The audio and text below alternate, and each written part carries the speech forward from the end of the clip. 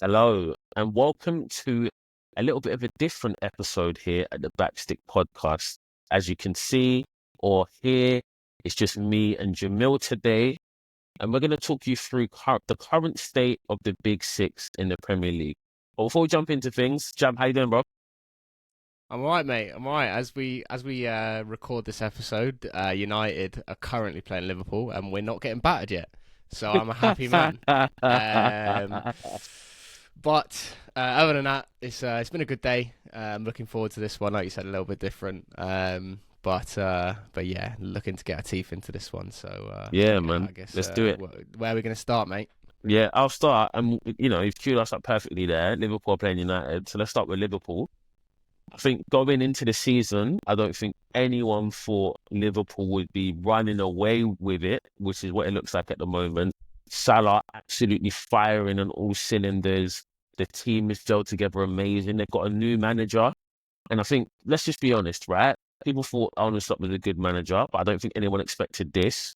I think they're playing a much more attractive style of football than they did under Klopp, in my opinion, like with the ball. And so, yeah, they just started on absolute flames. And hate to say it, but it looks like we've got our Premier League leaders and winners, already. It's early, but I think we've got it. What do you think, bro? Obviously, that probably Mate, pains you as a United fan, but what are you thinking? Mate, I think you've hit the nail on the head because you talk about the style of play. Like Klopp's football for the last however many years, 6, 7 years, he was at the club when they were at that high level. I, as a United fan, thought rubbing my hands together because obviously I've seen what's happened when a Dutch manager comes into the Premier League, and like I'm thinking, rubbing my hands together, thinking he's gonna sink the whole ship, and Yeah, he's just taken it. He's just tweaked it a little bit, and they just look so much more balanced. They look so much more in control of games. And then you touch on Salah, like his numbers have never been better, and he looks like he's reborn, like in this system. The whatever slight tweaks Arne Slot's made to that lineup, overall, I think it suits the group of players a lot more. They've taken that. Like I think the word that I used that earlier on was control. They're just so much more control of games, which is like at the end of the day what a lot of managers are striving for. But he's just got it from day dot, and that's quite impressive for any manager coming into the Premier League.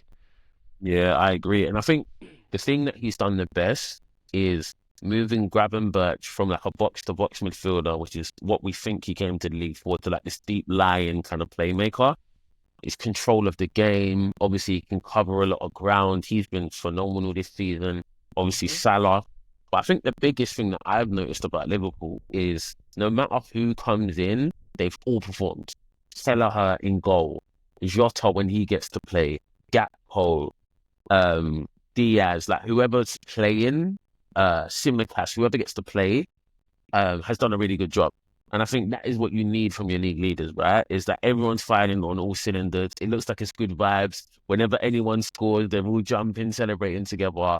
And so I think that's a testament to the manager and the environment he's created, is that they're all firing.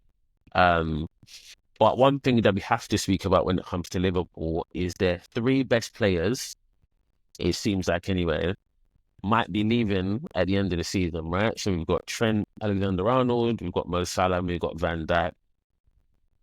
I doubt they're going to let all three of them go, but it looks like strongly two of them are going to leave, right? In that Trent and Mo Salah don't seem to have Yeah. got their contract situations figured out. So what do you make of that? Well, I mean, just at the time of this recording, obviously Salah's just done the. I don't know if you saw the interview with Sky Sports where he's even quoted himself saying, this is my last year at the club. So that one kind of looks dead in the water for Liverpool in terms of salvaging that contract situation, and obviously that the knock on effect. I think losing Mo Salah, as crazy as it sounds, with the amount of output that he gives to that team, I think losing Mo Salah at this point in his career, they could replace him. They could tweak the system. Oh, they could tweak little bits. And don't get me wrong, the other Liverpool attackers are still great players, but when you lose, if you were to lose someone like Van Dijk, who at the end of Mm, the day, let's be real, he is the glue that keeps that team together. 100%. If you were to lose someone like Van Dijk, who arguably has been the best centre half in the world in the last 5 or 6 seasons at least, um, If you were to lose someone like that, and then obviously Trent, who in a Liverpool shirt is phenomenal. We can say what we want about how he plays for England or what he does or doesn't do for England, but he's phenomenal in a Liverpool shirt. So to lose one, I think they could replace. But once you start talking about two or three, those are big pieces to any manager's puzzle that are arguably irreplaceable. I agree, and I think Van Dijk is. I completely agree with you. I think Van Dijk is the one that they can't lose. But moreover, I don't think we've been blessed right now in football with a plethora of like elite talent. Like, let's say they let Salah go, who do they replace him with? Let's say they let Trent go, who do they replace them with that's even close? Now, maybe you invest in a young player who's 19 or 20 and say, hey, look, how many not going to be firing straight away, but it might get to that level. But if you're looking for that instant impact, I'm not sure there's many players that can replace Trent at right back or can replace Salah at right wing. And if you are, you're talking, they're already at massive clubs, right? Yeah, so literally. You're going to have to spend crazy amounts to replace them players. So, I mean, at that point, it's up to the scouting department and the manager to know within his own network. However, it's at that point you're talking about the creme de la creme. So you've got to be patient, like you said, with a young player, or you've got to just open up the checkbook and go for it. Yeah, I agree, mate. I agree. Right, let's move on to our next big six team. Should we go to City? I think if we're going to talk about Liverpool, I think we've got to talk about City. Yeah, mate. Well, I mean, we talk about a sinking ship. Yeah, poor. Who could have called that this season? Bro. Especially with the way they started off as well. It looked like business as usual. Haaland was scoring every single game. They were picking up points, top of the league. Looked like they were chilling. And then Rodri gets injured. And I have never, ever in my whole life of watching football seen a team crumble so evidently in front of all of our eyes, other than this Man City team with one player being taken out of it. It, like, we all knew, obviously he just won the Ballon d'Or, right? Whether you agree with it or not, he's an unbelievable player. He's world class. He's one of the best players in the world. But no one could have predicted the impact of him just not even being there would have on this Man City team. Because let's be honest, they looked. That what is it? 4 or 5 Premier Leagues in a row now. 4. Yeah. No one. They looked unstoppable. Unstoppable. They won the treble a couple of years ago. They just romped the league again. They looked unstoppable, and you just think, like, no matter how good you think about Klopp's Liverpool teams, no matter how good they were, they always found a way to be better. And then obviously you add Pep into that situation, arguably the best manager of all time. You just think, like, where is the weakness? Where is this gonna go wrong? And no one could have predicted how bad it was, because how many games did they go without a win? 8, 9, 10 games? I think it was more than that, mate. I think it was like 12 or 13. It was something crazy. But a question I have is it just because of Rodri? Like, I find it hard to believe they go from, like, this unstoppable team, it's almost like Thanos from the Avengers, to, like, not, like, barely beating mid-table Premier League teams. And, like, my biggest thing with City, right, if you just get unlucky, you're playing the same way and you lose, I'm like, maybe you've got some bad luck. But they look like a bad team. Like, they're not connecting simple passes. Haaland's missing tap-ins, like, all of this stuff. And I'm like, there's something happening behind the scenes that we're not aware about. Maybe Pep's falling out with the dressing room, or he's falling out with a big player who's big on the culture. We know how much that can affect things. But it just seems to be something more than Rodri's injured, and so we've turned to a bad team. That just doesn't seem fathomable to me, but maybe it is. I completely agree, and the game that sums it up for me was the United one just recently, right? Like, United and City looked on a par. In my opinion, I think they looked on a par, and that is from the standards that Man City have set. Yeah. To be on a par with the United team of this generation is embarrassing for them. Do you know what I mean? Agree. And they got the goal. I thought United was still the better team in the second half, and then they nicked 2 goals, and that just sums it up. And I think that aligns with what you were saying, because there's got to be something going on other than just one player getting taken out of team, because you don't concede 2 late goals against your biggest, arguably your biggest rivals at home in a time where you're struggling. Yep. If you're not mentally checked in, do you know what I mean? Like, and there has to be something more. But one thing I actually wanted to touch on as well before we move on, when it comes to City and when it comes to Pep, is I think this is a massive challenge for him and something he's never had to face before. Because if you think he came from Barcelona, did his thing, had his team, left, didn't rebuild it, didn't do anything, right? Took his time away, went to Bayern, had his team, built it, won titles, left. This is the first time we've ever seen Pep Guardiola have to do a Sir Alex or Arsene Wenger and rebuild a team, right? Like they had their period of success. We've never seen him look at it and go, okay, this piece needs to be tweaked, or this piece, or be ruthless and go and sell a big player to bring in the next big thing. So I think this is a really big challenge that could basically, I think now people talk about managerial debates and who's the best of all time and this and that. I think if he can come through this and then rebuild this City team to be title winners again and again and again, then that puts him in that conversation of rivaling Sir Alex Ferguson for being the best manager of all time. Does he have time to rebuild the team? So what I've been thinking about is, if Man City have a poor second half of the season, and let's say they finish outside the top 4, can you sack Pep Guardiola for not finishing inside the top 4? I don't think any manager is unsackable, but the thought of sacking Pep Guardiola is crazy. Crazy. Well, I feel like you almost, if you're going to be an elite club, you have to be ruthless. Like Real Madrid, they don't mess about. Clubs like Chelsea, they don't mess about. I think Man United have almost been victims of trying to still live in the Sir Alex Ferguson era of, we're going to stick by the manager. When you can see this isn't working, get him out. If this is 6 months, he's not working, get him out now. Like we're talking about Pep here, who's built up, probably going to go down as the greatest manager of all time, like transformed Man City into this global super team.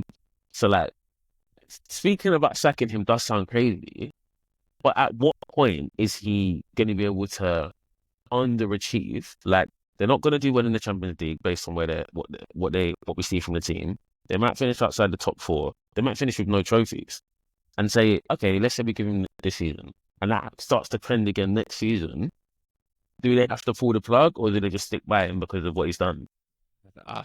That's way above my pay grade, because I like I said, Pep's one of the best ever, and like I said, no manager's unsackable. But every manager's got a leash, right? And he's stretching it at the moment. So,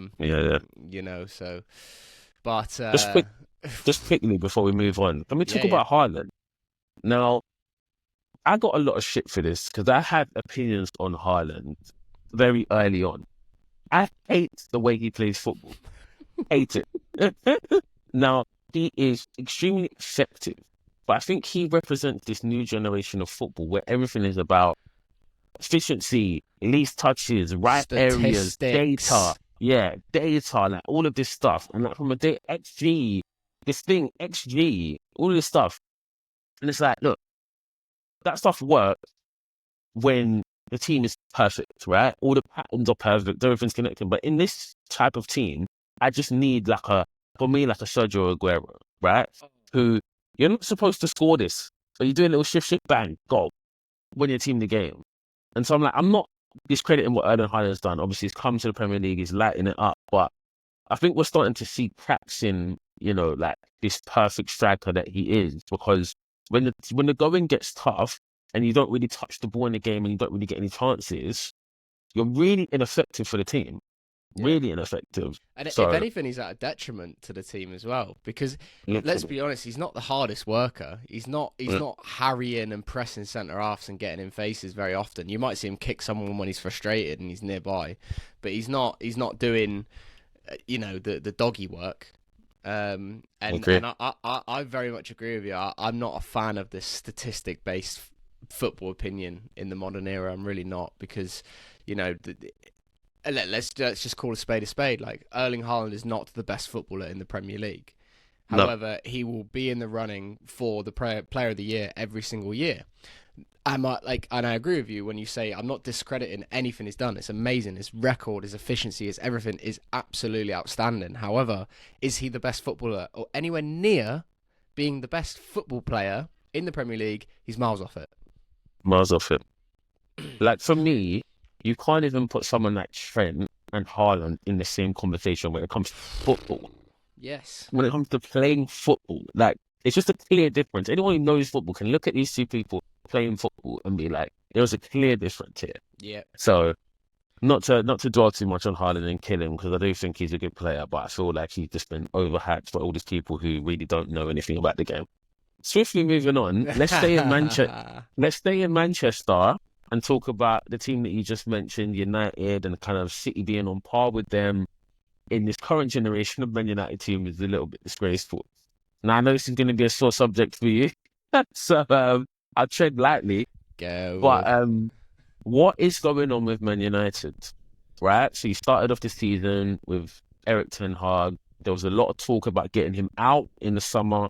You decided to stay with him and then ended up sacking him kind of early on into the season.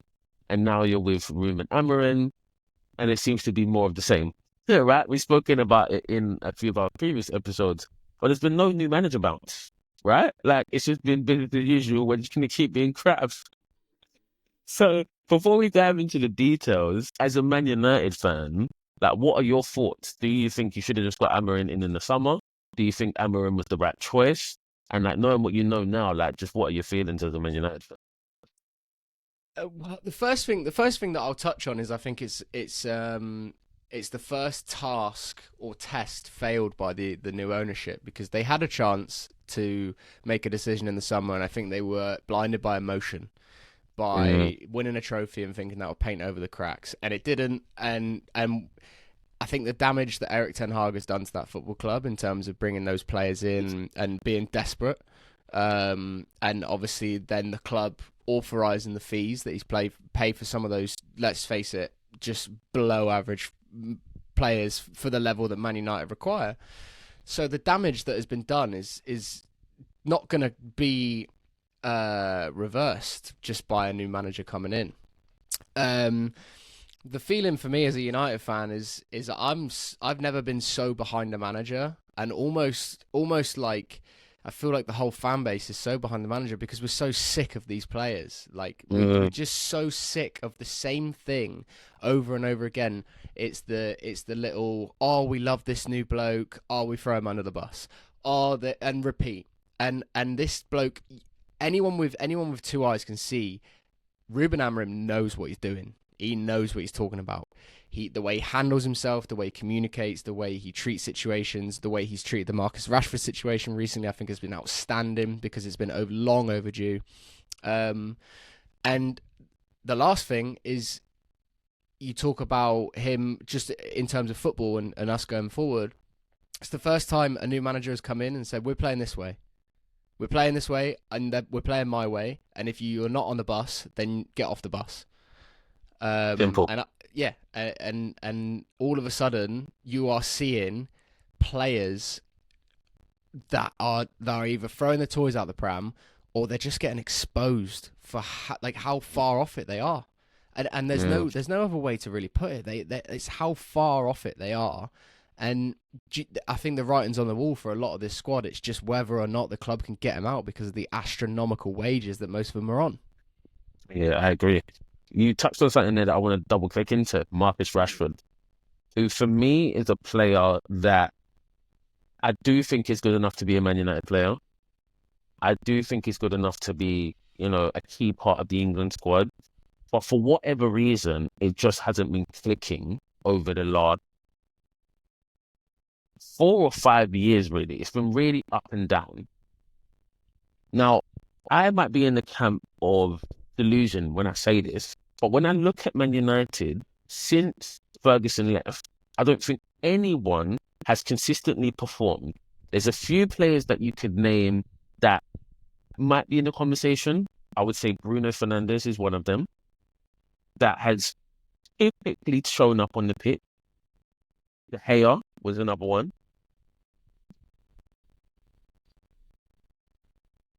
Outside of that, I don't think there's many players that you could say consistently perform. People had good spurt, right? Rashford had a good season. Was it last season or season before? Martial when he first joined the club. There's like a few players that I can name that. Yeah, had a good. Yeah, had little purple patches. But so then I'm like, okay, is this a Man United thing or is this an individual player thing? Because where I'm going next is there's a bunch of players, in my opinion, that I just don't think are good enough to be at Man United if they want to be a title challenging team. Right? Like, I think you really have to gut the squad, which is what you're saying. But this is like a 3, 4, 5 year project if you're going to get to where you want to be. To get out the old guard, really get in Amarin's team and give them time to develop and grow. Does he have that luxury? I don't know if he does. Because the results are not going to come in the next 2 years. You're not going to go from mid-table Man United to title challengers in 2 seasons. It's just not going to happen. You don't have the players. So are you okay as a Man United fan sticking by bad result to get to kind of where Arsenal are today, right? When Arteta came in, wasn't the best, and now it looks like, they're challenging for the title. Maybe not this season, but definitely the last couple of seasons. So what do you think? My immediate reaction to that is I'll double down again on talking about the damage that Erik ten Hag's reign and previous reigns has done to the club. So I think it was Henry Winter, one of the journalists who I think he's I can't remember. Yeah, he does a bit with the Telegraph. I think a bit with the Athletic, but I might be wrong with that as well. Yeah. But basically, he was talking about the damage that just can't be undone right now, and basically United have run out of money. So you're spot on when you talk about this. This isn't just a quick fix. United have no money to spend. We're still paying off people like Alexis Sanchez, like Angel Di Maria, and the list goes on of players that we're still paying off transfer fees. We're still paying off players' wages. They're still on the books.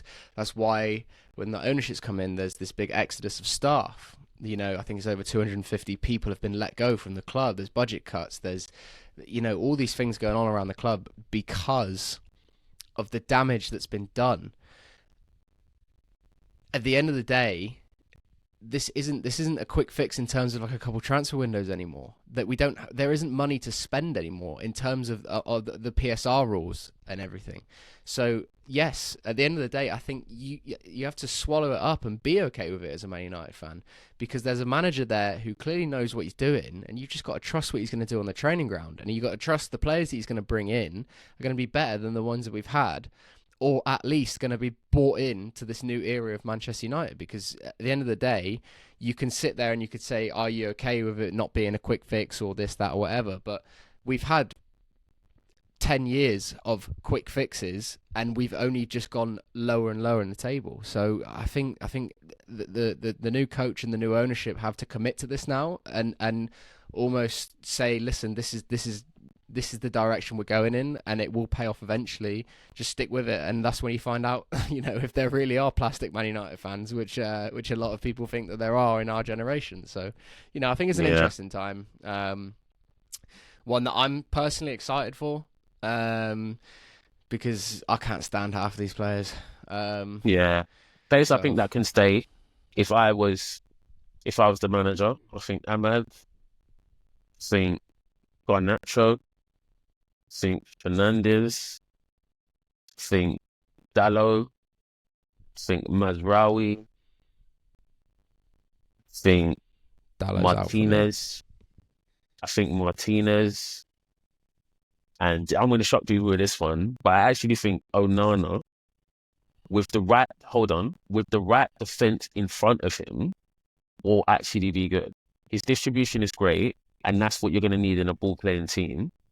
And for me, it's very difficult to go from like the best keeper in Europe, right, voted in the Champions League, to like a pile of crap.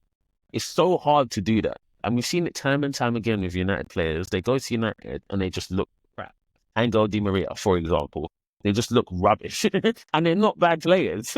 Paul Pogba, like we can go down the list of players that have gone to United and just look crap, right? So I'm not discarding the fact that Onana looks crap. but he's got the attributes to be a really good modern keeper. So a lot of people disagree with me saying Onana's actually going to be all right under the right team. But like, I don't see anyone who's gone to Man United and look good. So yeah, you might disagree with a few of those, but those are the players I think can say. Everybody else, that's fine. If mine's very short and very quick. I'd keep Amad Diallo. I'd keep Mazraoui. I'd keep De Ligt. I'd keep Ugarte. I'd keep Kobbie Mainoo. Yeah. I'd keep Kobbie as well. I forgot him. I'd keep Kobbie as well. And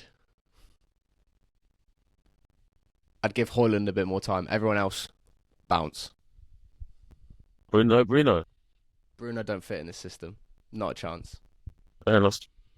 I think he's an unbelievable player, and I'm so grateful for him for holding the place together for the last few years. Like I love him. I do, but there's not a place for him in this team going forward if we're going to commit to this. He's not a left forward. Yeah. He's not disciplined enough to play as a centre midfielder in a 2. He's not a left wing back. He's not a right wing back. He's not a striker. Yeah. I just don't see where he fits, and most of the time he's a detriment to us. That's fair.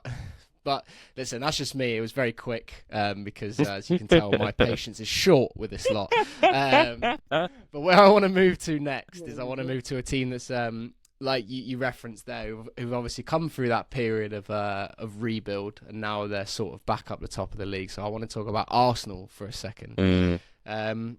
So obviously now this is their 3rd season where they're sort of around the top 2. They're challenging City. Obviously now Liverpool have leapfrogged them. So, you know, they're trying it. They're just trying to win the league, and they're just not quite there every year. So the question I want to pose to you, just right off the bat, is, you know, what is it? What's missing for Arsenal? What is it that's missing that City have had, and now Liverpool have got this year?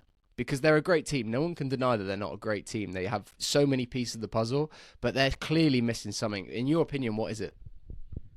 So I've said this for a few years, and I've been slated for it because people misconstrue what I'm about to say. Arsenal have not had a game winner since Pierre-Emerick Aubameyang. They haven't had someone who they can say, when the going gets tough, who is going to win me the game? Not who is a good player. They've had players that are better than Aubameyang. I think Saka's better than Aubameyang. I think Odegaard's better than Aubameyang. I think Saliba, different position, is better than Aubameyang. The team at large might be better individually than Aubameyang. He was a game winner. Give him the ball, give him a chance. He's going to win the game when the going gets tough. Saka, as amazing as he is not that player. Martinelli, definitely not. Gabriel Jesus, definitely not. Odegaard, definitely not. All great players, right? All great players. And it seems like at times Trossard's been that player for whatever reason, but they haven't had a player. They haven't had a player who consistently is going to be your game winner, and that is what wins titles, right? You can think of any title winning team, and you think, who is been the man?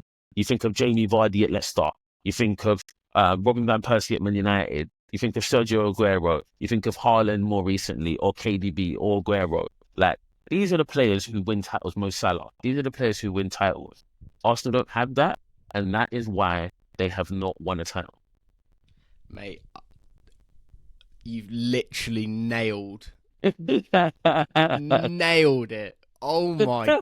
And do you know what? The Aubameyang shout is unbelievable, by the way, because I would have probably gone back to Sanchez. And when you actually think about it, Aubameyang was that guy for a while as well, especially after Sanchez went to United. I want to go another way as well, because I agree with you. I really think they're a 20-goal a season striker away from challenging. I want to talk about something else as well, though. And there's two different things, right? The first one is, and I don't think people really highlight this enough, in my opinion, I think their fullbacks are shite. You think? I'm sorry, Ben White was brought in to play centre-half. He wasn't good enough to play centre-half, so they moved him to right-back. Is Ben White one of the best right-backs in the country, in the Premier League? If you were to stack them up, all the 20 right-backs that start for all 20 teams in the Premier League, is he anywhere near the top 3, top 4, top 5? And then you've got on the other side, you've got Zinchenko, who clearly hasn't done the business because they brought in Calafiori, and Calafiori clearly is not doing the business either, because they've been playing that lad Kivior on the left-hand side there as well. If you look at City and Liverpool, who have won the most recent titles, Liverpool, Robertson and Trent. You look at City, Kyle Walker, Cancelo, Benjamin Mendy, all of them. Gvardiol. Gvardiol, Yeah. exactly. Top fullbacks. Fullbacks are so key in the modern game, and for me, I think Arsenal's fullbacks are so far off of that level. You're telling me that Mikel Arteta doesn't look at that and go, I can upgrade at right back. I could have gone and got I don't know, João Cancelo, right? When he was available from City, and you think he wouldn't be better than Ben White? I'm not slating Ben White big time here because obviously he's a great player, but he was brought in to play centre half. He got moved to right back, and they've just kind of settled with it there. Now he's a brilliant player, but is he that person in those fullback positions that's going to take Arsenal to the next level and give them that different dynamic in attack? So I do think they actually tried to solve for that, right, with Julian Timber, who they signed, the beginning of last season, and then he got injured and was out for the whole season. But I actually quite like him. I've been kind of see a little bit more, but I actually quite like him. But I completely agree with your point on the left side, that Zinchenko was a 10 at City and has gone to left back, and it's just not that good. And then Calafiori, in my opinion, isn't an improvement on. No. They signed a player that wasn't an improvement, so what was the point?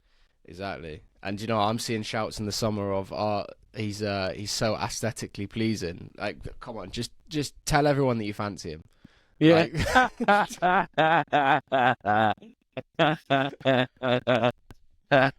he's good looking, he's Italian, we get it. Like, No, I agree. But yeah, Arsenal, I don't know. Until they sign that, and it doesn't necessarily even have to be a striker, right? Because in the modern era, anyone who plays across the front three can be a goal scorer, right? Can be that 20, 25 such goals. So maybe they replace Martinelli with someone who's a killer, right? But I just don't know who that person would be without taking from your rivals. Yeah. Right? If I'm being honest, and I throw out a name right now, which I would love to see in the Premier League because I think he plays within himself in the Madrid team. But if you were to bring this lad in and play on the left side of most teams, I think Rodrigo from Real Madrid would light the league up.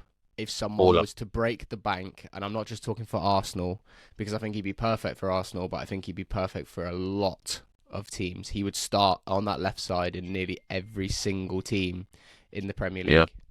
He would be unbelievable. So, what do you think about these shouts for Rashford going to Arsenal? I mean, I'd wave him out the door. I think that could be I honestly think that could be a mistake, because listen, Dom, I've watched. I think he could do all right. That player for so long, walk around the pitch, not give a shit. He's supposed to be Mr. Manchester, Mr. Mancunian, Mr. I love the badge. I'm sorry, he hasn't shown it for years. And then people go back to the season under Ten Hag where he scored goals.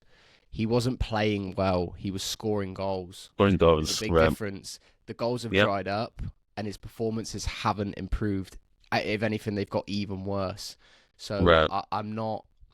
I would wave him out the door, and I would guarantee you within 5 games, Arsenal fans would be moaning about it. Just the same way that Chelsea fans are moaning about Jadon Sancho when he's turned up to them. And saying all the same things that United fans have been saying about Jadon Sancho when he was at United. All the same complaints.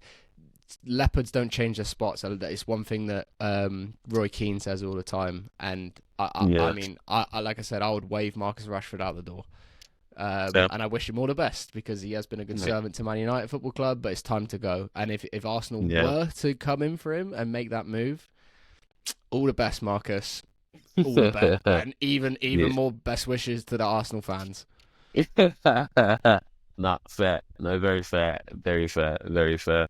So yeah, I think they just need to go out and get a goal scorer. They're so close, man. They're a brilliant team. They defend well. They're resilient. Good camaraderie. Play good football. I think, lastly, before we move on, this thing about Arsenal and corners that they get stick about. That they get stick about. Modern day Stoke City. Yeah, it's like, is it though? Like, is it really? Mate, ultimately, to get a lot of corners, you got to attack. But ultimately, to get a lot of corners, you got to attack. I'm not defending them, right? I hate Arsenal fans. Just to be clear, I absolutely hate them. They are the most entitled, pompous, like fan base for a team that's done nothing, right? They've done nothing in the Premier League in the last 20 years, nothing, right? Had a few good goals and that's it, right? And now they're talking because they had the Invincibles, because they had a few Premier Leagues in the early 2000s and late 90s. They're like, oh, where Arsenal? Hate them. But I will say, like, yes, they've got this set piece coach and there's a lot of like banter around that. But ultimately, to get a lot of corners, you have to be in the final third a lot. So I don't think they should be getting bantered because they win a lot of corners and then have this big fucker in the back, Gabriel, who comes in and powers over everyone. Like, you got to use it, you know what I mean? Right. Okay. But this is where I draw the line. Because if they're winning games 5-0 and they're getting maybe nicking a goal from a corner every single game, all good because the attack's firing on all cylinders. But, mate, they're nicking games 1-0. They're winning games. They're beating United 2-0, right? Yeah. And they're slating us after they scored 2 goals from a corner. Do you know what I mean? They're turning up away at fucking, I don't know, Ding Dong, Merrily on High FC, keeping the ball for 90 minutes, getting a corner in the 85th minute, and then running off and sliding into the corner flag. I don't buy that. It falls on the manager for me. Mikel Arteta's been there for long enough to have figured out ways to to create goals to get the best out of his attackers, other than a corner. And don't get me wrong, don't get me wrong. Scoring goals from corners wins you leagues. Being good on set pieces are things that win you leagues, and I'm not discrediting that, right? But you have to have more. And it's like, they've just gone and drawn against Brighton. Okay, yeah, Brighton are a top side, but those are the games where you should go and steamroll. If you're going to win the league, that should be, you look at that, you go Brighton away, bosh, that's 3 points. Yeah. No, you make a good point. And I guess it's the brand, right? The brand of Arsenal can't be a set-piece team. So I get it, right? I get it. No, it's fair. Yeah. It's fair. It's very fair. Right, let's stay in London then. And to go into the last team that I want to discuss before we get back to you, I'm just going to do this. For those that are listening, I'm rubbing my shoulders like I'm cold because the boy Cole Palmer has been on fire. Like, right up there with best player in the league, right up there with best players in the world. Like, I think some people thought it was a little bit of a purple patch, but he showed us he's here to stay. He's firing on all cylinders, set pieces, goals, assists. Like, everything is just running through Cole Palmer at the moment. And he's fired Chelsea back into them being a top side again in the Premier League. And I think from my perspective, they needed the manager like Maresca to bring it all together because they were signing good players, right? Like, they signed a bunch of good players.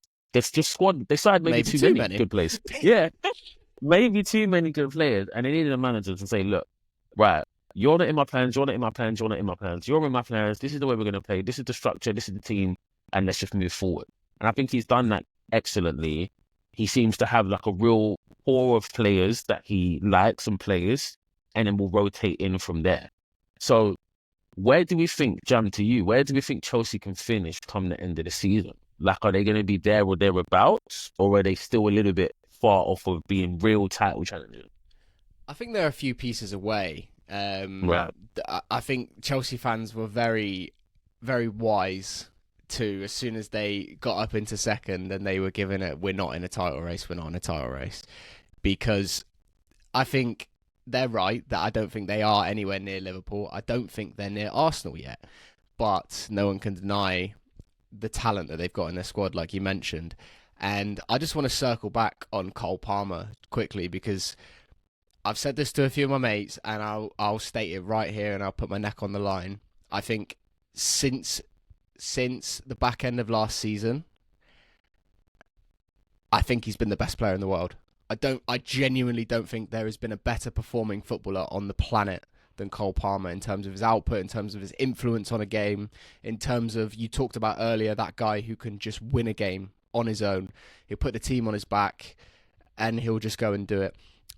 I think he will be one of the front runners to win the Ballon d'Or this year. If he maintains this level, because I don't see anyone else performing to this level. It's outstanding. It's one of the best. I think he's one of the best players. And it's so nice because he's English as well, because people talked about Harry Kane and his numbers and this and that.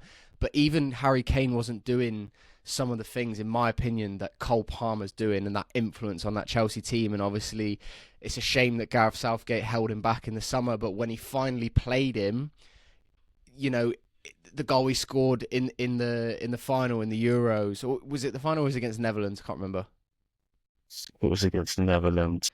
To get us back in the game. Yeah. Do you know what I mean? Yeah. I truly, I think he's amazing. I think he's absolutely amazing. And I think if they can hold on to him, keep him at that level, and build the team around him, players play through him, that's the only way that Chelsea will get to the top and get to winning the league again, because I think the boy is incredible. Yeah, him and Jude Bellingham are going to be the two players, maybe Phil Foden too, actually, that are going to like drive us to the next like championship as an England team. I think those three firing on all cylinders. I don't think there is another nation that has three players of that age who can do what those three boys can do. Like unbelievable players. Yeah. But to keep it on Chelsea, like, clearly got the investment behind them and the money behind them, seem to have a good manager, seem to have figured it out stylistically on the pitch. So I think Caicedo's been fantastic this season. Looks like the one we've seen at Brighton again. Yeah, I think we started to see what Chelsea paid for. Enzo looks good. I know he's been a little bit injured, but Enzo looks good. Nicholas Jackson's looks good, even though he's still a little bit raw. He looks good. I know we talked about Sancho earlier and people complaining about him, but I actually think he looked all right. João Felix, the defenders, Holwell. So yeah, like Chelsea have got a really good team. Gusto have got a really good team together, and it'll be interesting to see, because they're all so young. Like, I really do think, depending on how they set things up in the summer, like next season, when they've had a season to play together, depending on what happens at Liverpool, you know, you might see Trent and Mo Salah move on. Man City are kind of going through this transitionary period. Arsenal might have not figured it out. Like, they really could be there or thereabouts next season if they continue to kick on. Definitely. Yeah, if they continue to kick on. One player that you mentioned there, and I put him in someone that's very exciting, not just for Chelsea fans and for that era, right, but for England as well, is Levi Colwill. Baller. I watched him play for Huddersfield on loan. His first experience of first team football, I think he was 18 or 19, and he walked the championship. I don't think people understand how difficult that is. At any age, to go on loan and to walk the championship. The championship is a seriously high quality league. Yep. He stepped in as a centre half at 18, 19 and walked it. Looked unbelievable. And I remember thinking, like, he's going to play for England. And he's left-footed, centre back, quick, strong, good on the ball. He's got everything. And I'm so glad that Maresca's brought him in, because there's been so many young players that have come through that Chelsea academy over the years that have been let go, that not had the opportunity, that not this, for whatever reason, this, that, or the other. But he is one. He's one that I think will be an England centre half, will play left-sided centre back for England for years to come. And if Chelsea again can get the best out of him and put the right partner next to him and the right goalkeeper behind him, he's going to be so big for Chelsea getting back to the top. Yeah, I think the biggest thing for me with him is his composure. So like you said, all the things you mentioned, right? Like, he's strong, big boy, good in the air, good left foot, can play. But the temperament for such a young age to be so relaxed, especially in let's call it a spade, a pretty chaotic Chelsea team over the last couple of years. For him to have that temperament and composure when he has the ball, he's also a big lad, right? Typically, you don't see with these big lads who are strong, fast, like a Tyrone Mings, right? He's of the same build as like a Tyrone Mings. And Tyrone Mings is a little bit clumsy. He's a good player, but he's a little bit clumsy. He's just got that kind of like calm in nature, put his foot on it. Like, let's control the game, let's play. So I completely agree with you. He's going to be in the England team for years to come, and I'm excited to see kind of what the future holds for him as he kind of continues to progress. Should we move on to our last and probably least team in the Big Six? Yeah, Tottenham Hotspur.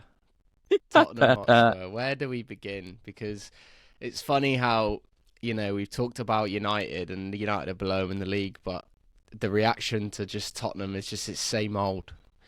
It's Yep. same old Tottenham. And when will the penny drop?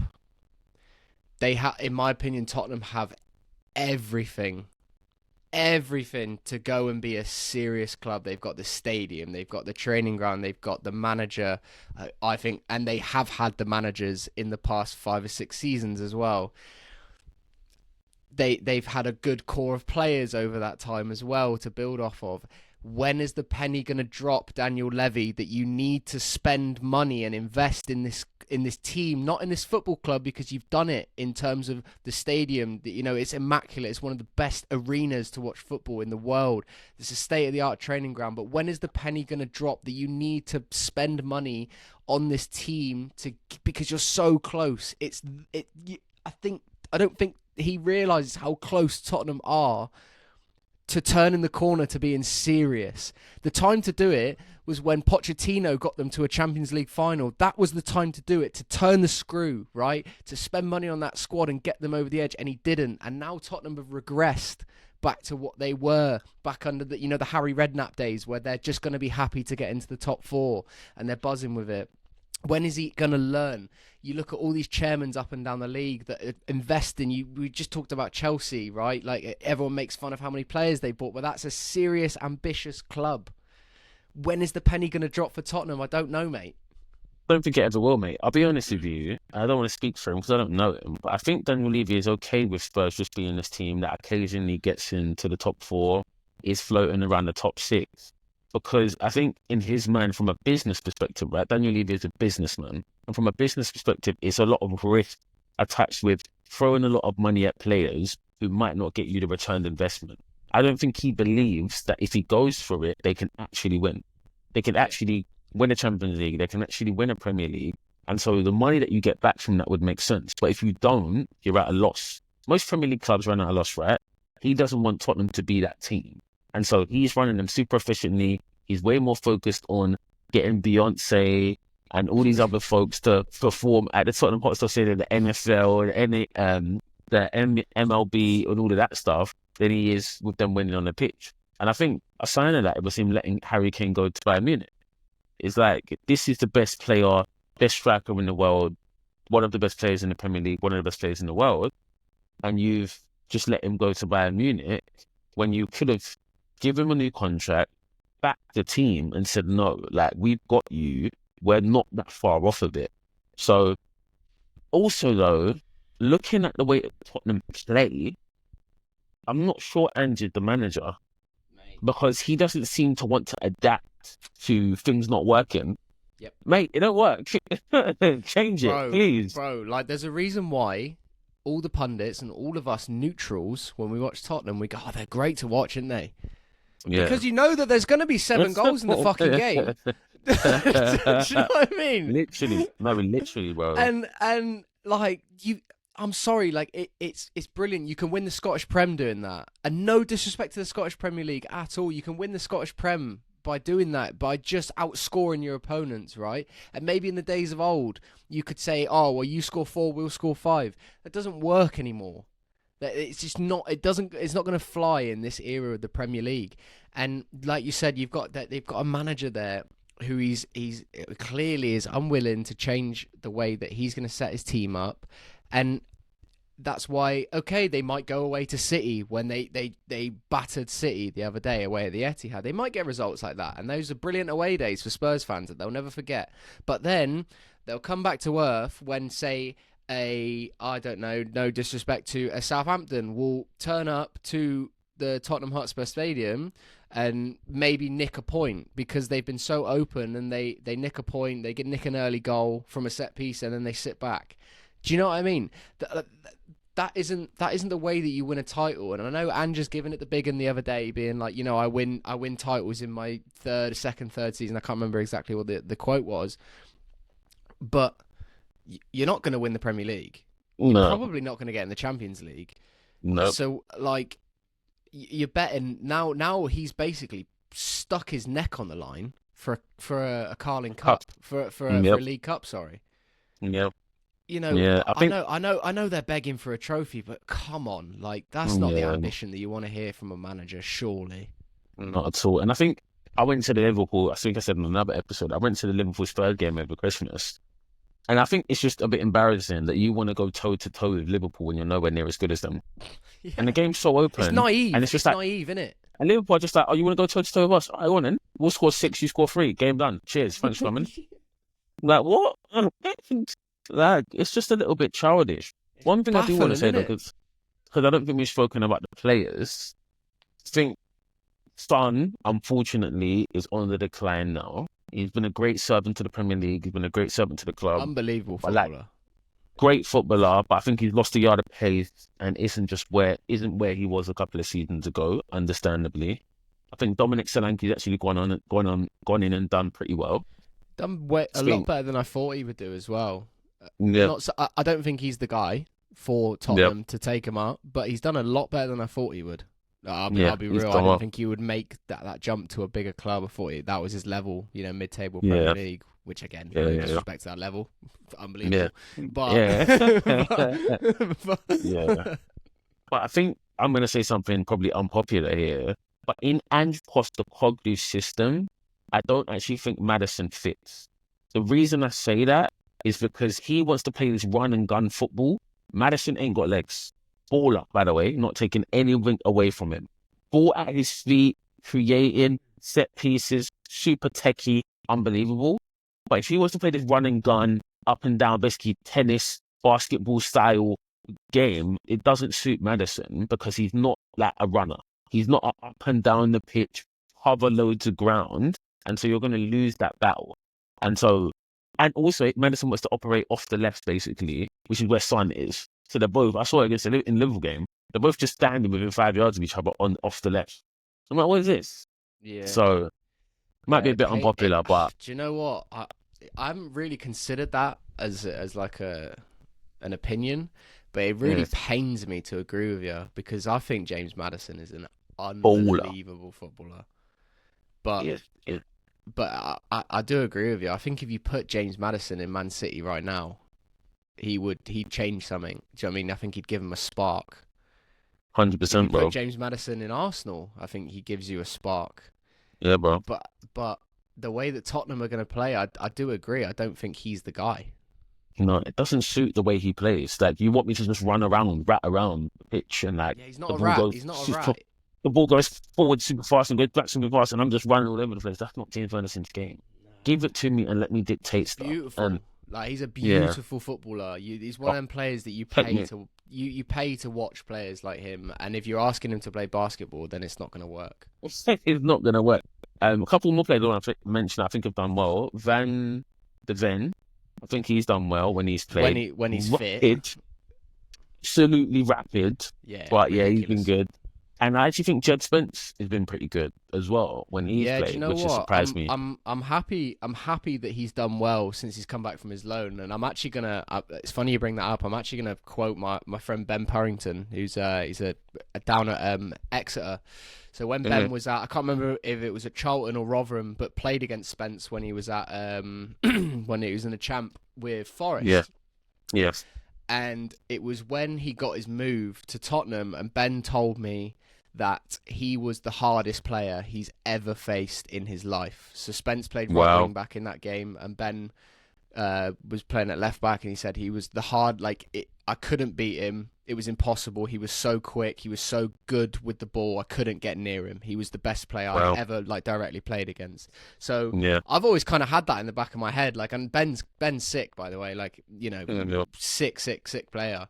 So I've always had that in the back of my head going okay, well, if Ben's given that high praise and he's played against some good players in his time, Yeah. okay, yeah, he must be something. And then you see he's sort of been on the cusp, but yeah, no, it's definitely someone who's looking like he's kicking on at least this season. Yeah. 100%. 100%.